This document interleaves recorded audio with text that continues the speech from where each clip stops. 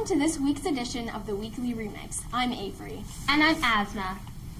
On today's show, we will learn about what's cooking with school lunch, walk in the shoes of a custodian, and wrap it all up with a great story on gift suggestions. Your Weekly Remix starts now. But first, some announcements. Adopted Family is this week. Be sure to check out with your teachers to find out how you can help. Do you love playing Uno, checkers, and other indoor games? Join intramural board games Wednesdays in the LMC right after school. Do you want to make a gingerbread house? If so, join International Club on Tuesday, December 18th from 3:20 to 4:20 in room 401. Sign up in your foreign language classroom and don't forget to bring a bag of candy to share with friends and use as decorations. Between December 17th and December 21st, Stuco will be sponsoring a fundraiser to raise money for Special Olympics. Throughout the week, there will be teachers' names and pictures on a jar. Students can put money in the jar of their choice. Stuco will have the jars available in the 10 minutes before class each morning. The teachers with the most money in their jar at the end of the week have to sit on a bag of ice for the entire Renaissance Assembly on the 21st. Teachers with jars are Ms. Mitchell, Mr. Broyles, Mr. Hodgkins, Mr. Hickey, Mr. Smith. Be sure to bring in money to support Special Olympics. Biology Club will have its annual recycled ornament party on December 19th. Get in the holiday spirit and build fun and exciting ornaments and decorations using recycled materials. And those are your announcements. Please stand and join us for the pledge. I pledge allegiance to the flag of the United States of America and to the republic for which it stands, one nation, under God, indivisible, with liberty and justice for all. So, I hear there's a Stuco fundraiser coming up. Really? Asma, you're in Stuco.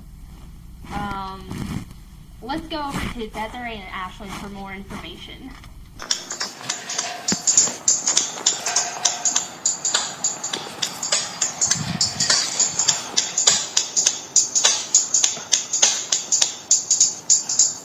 Now this is a story all about how your life can get flipped, turned upside down. And I'd like to take a minute, just sit right there, and I'll tell you about surprises to share.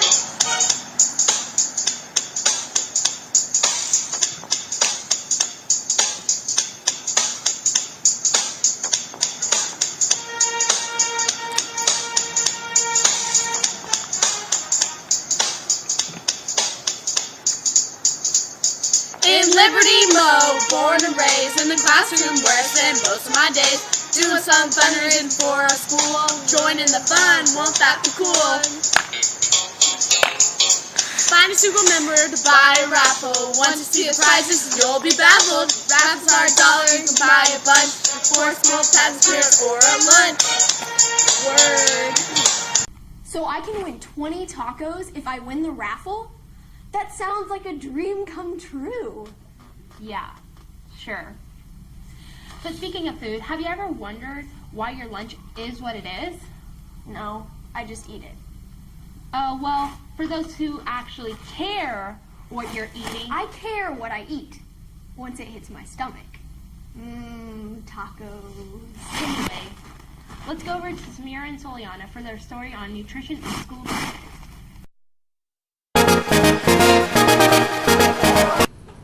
I don't know anything about the STAR program at lunch. What's the STAR program at lunch? I think that the STAR program is obviously something that has to do with stars. I think the STAR program's that thing where you get in a giant group and then you go outside at night and you count how many stars there are. What is the STAR program? Now I'm getting embarrassed.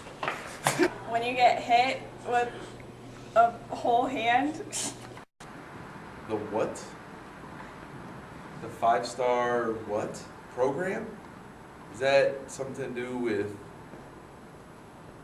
I have no idea. What are you talking about? Hi, my name is Tammy and I work in the junior high cafeteria, and I wanted to let you know about the nutrition we serve the children here at school. The big thing is the STAR system, and that tells you if you have the 5 stars, that means you have complete nutrition. that out of the 5 stars, you only have to have 3 for it to be a complete. And the first star is protein, the second star is grain, then vegetables, fruit, and then dairy. And this here, these posters kind of tell you a little bit some of the things that we serve here at school.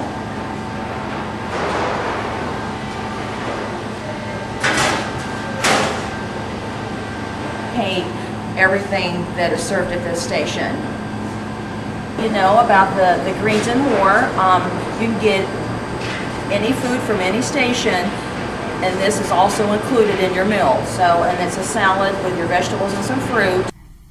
I want a hippopotamus for Christmas. Only Avery, you can't have a hippopotamus. Why? Where would you keep it? That doesn't matter. Well, for those of you who have a similar gift idea problem, check out this story from Elliot, Phoebe, and Ronan to get some inspiration. Once you do, you feel like you should get a gift for someone, but you don't know them well enough to actually get a gift for them. Cry, die, and wallow around the thing. Well, look no further. I'm Roman. I'm Ellie. And we'll be presenting a comprehensive gift guide for buying this holiday season. For someone you know and do not like, an apple. It's past its expiration date. And for someone you know and do like, a nice ball of twine. It makes a lovely headdress. For someone you know and do like, 2 M&Ms. Pretzel. Now, for your best friend, you really can't go too far, which is why I recommend some lovely real estate. Take this $700,000 5-bedroom beauty. And for your best friend, a nice whale makes a great present. And also for your best friend, why not a nice island? Price upon request.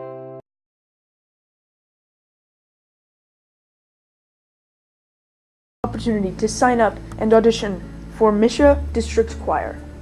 Miss Amos is the choir teacher, so we decided to ask her some specifics on contest. 9th through 12th graders in the Liberty District are allowed to participate in district contests both vocally and instrumentally. And at the vocal level, every school in the state of Missouri is allowed to take 36 soloists and 27 small ensembles.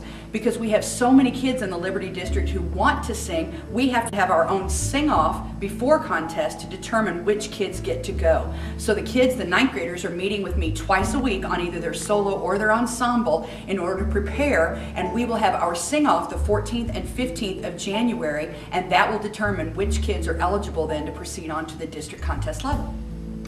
Because the 9th graders have never sung competitively before, I really expect a high level from them. They meet with me twice a week, whether they're doing a solo and or an ensemble, and each of those lessons is approximately 20 minutes long. Eventually, if they go on to a contest, they will be singing 2 pieces, but right now we're just working on 1. And so prior to the Thanksgiving holiday, I made each student a CD of their solo and or ensemble and gave them a copy of the music and expected them to come back after the holiday having learned it. And so now we work to perfect that and make it as performance ready as possible so they'll be able to successfully compete with the sophomores and juniors and seniors who've probably done this several times before them.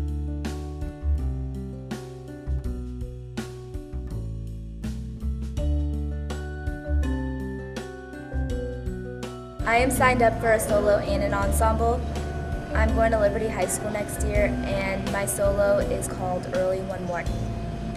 Doing a solo called Flow Gently, Sweet Afton, and I'm going to Liberty High School. I am taking a solo to contest. I am going to Liberty North High School, and I will be singing Over the Mountains. Well, that's a wrap, everybody. That's not punny. Make sure and tune in for another show next week. Thanks for watching.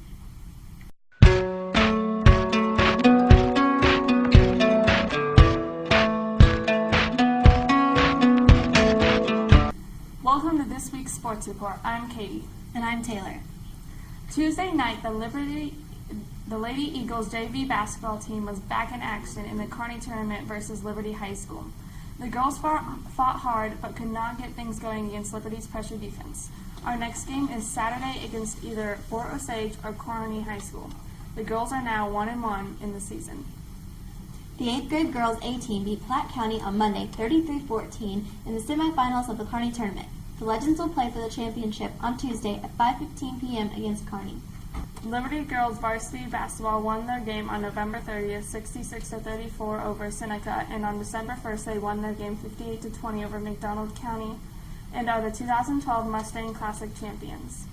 The Liberty North varsity wrestlers competed at the Leavenworth Challenger Tournament, and the rest of the team competed at the Oak Park Novice Tournament this weekend. Congratulations to everyone that competed. The Liberty North Eagles evened their record at 2-2 with a 56-36 victory over Cameron in the opening round of the Liberty North Invitational. Lady Jays won over Fort Osage 48-30 in the opening round of the Liberty North Invitational. They will play Thursday at 4 p.m. versus Cameron in the semifinals of the Liberty North Invitational.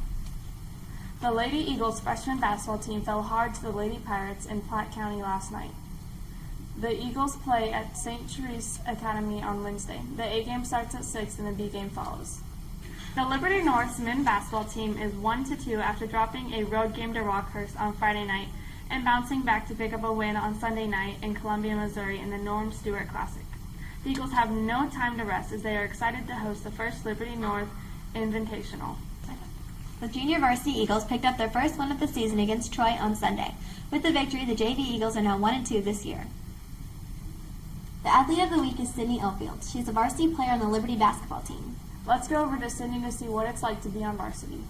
It feels good. It shows like a lot of hard work pays off, and the team's really welcoming, and I'm excited because they make me a better player. At practice, we run through a lot of offenses and practice our defense, and we do a lot of team building stuff to better our team. One of my favorite things is like one-on-one side progression drills, so I can like work on my ball handling, and then I also like we do this drill which is 105, and you have to make 100 shots in 5 minutes, and it's really good for our team, and we come together and it's really awesome.